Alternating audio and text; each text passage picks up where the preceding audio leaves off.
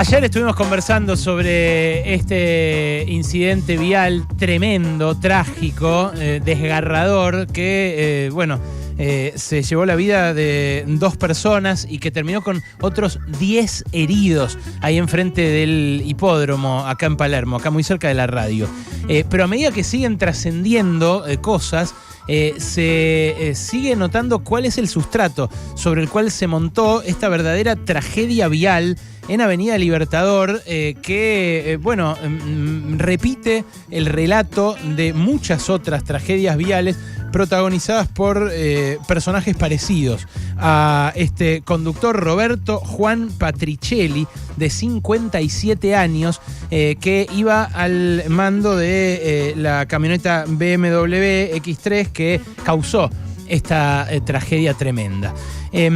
Ayer decía, sabíamos que venía a toda velocidad, sabíamos que le habían detectado exceso de alcoholemia respecto de los 0,5 gramos por litro que permite la ley que tenga el conductor de un vehículo en la Argentina, pero lo que no sabíamos es que venía a más de 150 kilómetros por hora.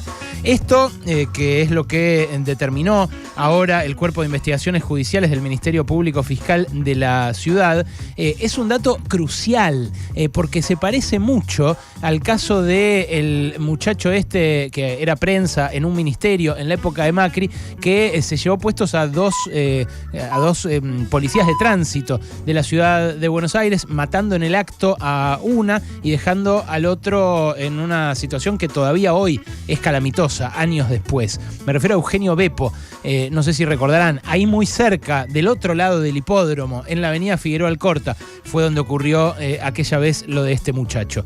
Beppo era un pibe que, joven, de jolgorio, a bordo de un auto, venía a toda velocidad, muy por encima de los límites de velocidad, no 10 kilómetros más, 20 kilómetros más, 30 kilómetros más, el doble de lo permitido circular ahí en Avenida Libertador.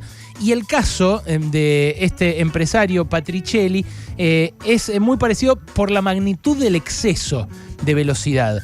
Y me quiero detener ahí para tratar de escarbar un poquito en qué es lo que nos hace manejar de esta manera a los argentinos, a las argentinas y especialmente a los argentinos y argentinas de determinada clase social. Mirá, yo no manejo hace mucho tiempo. Yo toda la vida le rehuí a manejar autos. De hecho, andás a ver, ¿no? Taras que uno tiene en la vida. Mis viejos tenían mucho miedo de que yo manejara de joven, de adolescente. Entonces me lo prohibieron con distintas excusas. Me decían, no, que tu papá usa el auto para trabajar, entonces no te lo puede prestar. Claro, mi viejo hacía pacientes, era médico de zona, médico a domicilio. Entonces, con esa excusa no me lo prestaban. En realidad terminaba andando en el auto de amigos inconscientes totales. Voy a decir el apodo de uno, simplemente Fede, en cuya coupé hemos andado por la avenida Córdoba prácticamente sin dirección, una inconsciencia total, adolescente, pero que, tiene que ver con eso, con los distintos grados de madurez al volante. Yo a partir de ahí anduve en transporte público. Cuando tuve una guita para hacerlo, me empecé a tomar taxis, pero nunca me compré un auto y no manejaba hasta el momento en el que dejé de entrar con mi familia en un taxi o en un remis, que fue cuando nació Maite. Ya éramos 5, entonces 5 y el remisero ya no entrábamos y ahí dije, voy a tener que aprender a manejar, y me compré un auto. Y empecé a manejar y descubrí una dimensión de la ira que no había descubierto. Un estado de furia y de enojo que tiene el que maneja, que al que no maneja le es absolutamente ajeno. Un estrés, un mal vivir, una bronca con el otro, que llegó al paroxismo después cuando conocí a los doblefileros. La semana pasada hablábamos de los doblefileros, que son, el enemigo natural de Noé, también un poco el mío, porque es gente que básicamente se caga en vos, que considera que lo que está haciendo es más importante que lo que estás haciendo vos, y lo llamamos a Pablo Martínez Cariñano, que es el presidente de la Agencia Nacional de Seguridad Vial, y él nos decía, es muy parecido, nosotros no tenemos jurisdicción en la ciudad, pero es muy parecido lo que hace el doblefilero a lo que hace el banquinero, porque el banquinero también actúa cagándose en el de atrás. Dice, yo voy a usar la banquina que está pensada para emergencias para sobrepasar al de adelante y llegar más rápido, porque lo que tengo que hacer yo es más importante que lo que tienen que hacer los otros. Bueno, ese egoísmo al volante es algo que tienen todos los que manejan, que tenemos todos los que manejamos, pero que para mí se expresa con particular saña en las clases sociales que están acostumbradas a ser egoístas y que están acostumbradas a que lo que ellos y ellas tienen para hacer es más importante que lo que tienen para hacer los demás. Mira, la camioneta de Roberto Patricelli, la BMW X3, que iba a más de 150 kilómetros por hora y que terminó rebotando contra el islote, contra el bulevar de Libertador y, bueno, aplastando otros dos vehículos. A uno lo hicieron volcar y terminaron matando a dos. De la otra camionetita que había, una Toyota, salieron caminando las mujeres que había adentro, pero lastimadas terminaron también. 10 heridos, bueno, ya se los dije.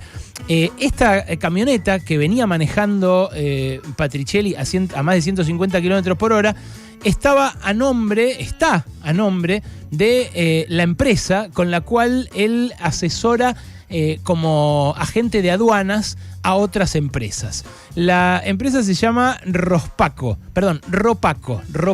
S.A.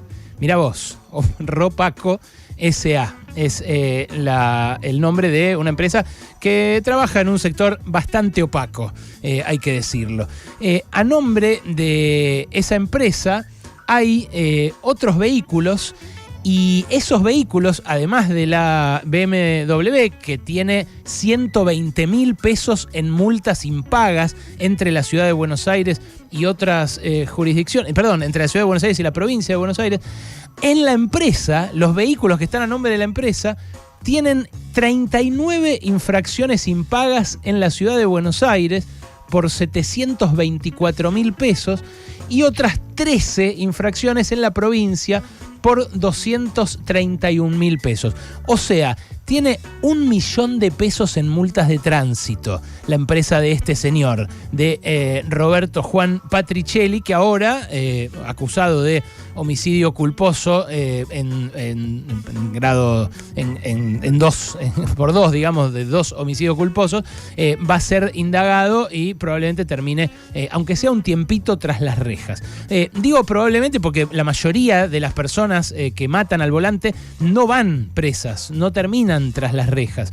Y digo lo de la pertenencia de clase de Patricelli porque la verdad es que los antecedentes ya me habilitan a hablar de una persona que al volante no era lo suficientemente responsable y que creía que podía salir impune de esa irresponsabilidad por la plata que tiene. Fíjate, Patricelli tiene un incidente de violencia al volante registrado en noviembre del año pasado.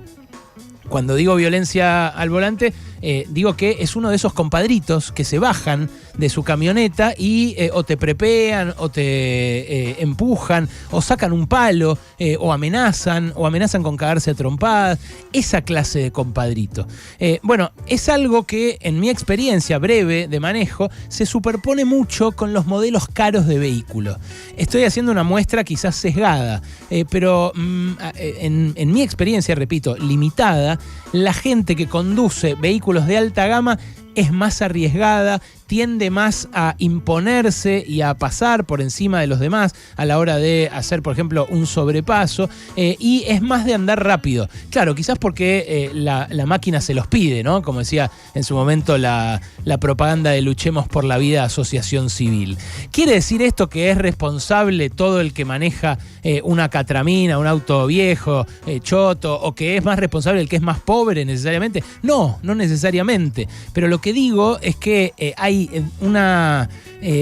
una determinada sensación de impunidad que da la posición privilegiada en la sociedad, que es la que hace pensar a mucha gente que puede tomarse 2 copas de vino o 3, andás a ver cuántas se tomó Patricelli, porque le hicieron el test de alcoholemia varias horas después de registrado el episodio, y que pueden salir a manejar aunque sepan que la ley se los prohíbe y a toda velocidad, aunque sepan que esa es la principal causa de muerte al volante. Yo lo escuchaba a Martínez Cariñano justamente hablar de esto, del efecto dominó mortal del alcohol, de decir que siempre el alcohol al volante mata y que lo que deberíamos hacer es ir al alcohol cero en la Argentina.